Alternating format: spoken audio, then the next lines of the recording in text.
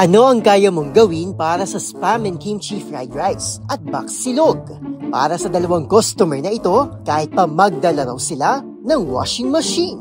Yan lang naman kasi ang isa sa napakarami pang kakaiba at kwelang pakulo ng cafe na ito sa Ergelo sa Cebu. Kung gusto mo raw kasing manalo ng libreng meal, dapat handa kang kumasa sa kanilang limited time Bring Me Challenge. Kahit pa ang ipadala sa'yo, ikaw mismo ay mapapakamot ng ulo. Mapa Flat Screen TV.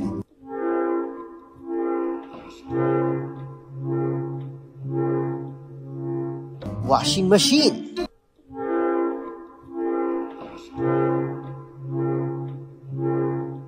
Cabinet. Sofa. Hollow blocks. O buhay na manok man yan, syempre kayang-kayang tapatan at sakyan ng kanilang mga customer na may parehong taglay na kakulitan.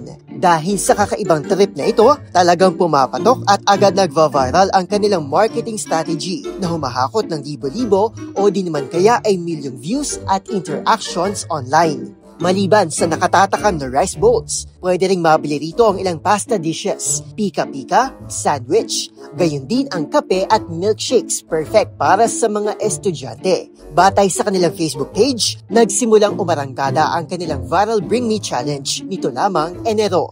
Para sa DZRH TV, ito si Arnold Herrera, una sa Pilipinas, una sa Pilipino.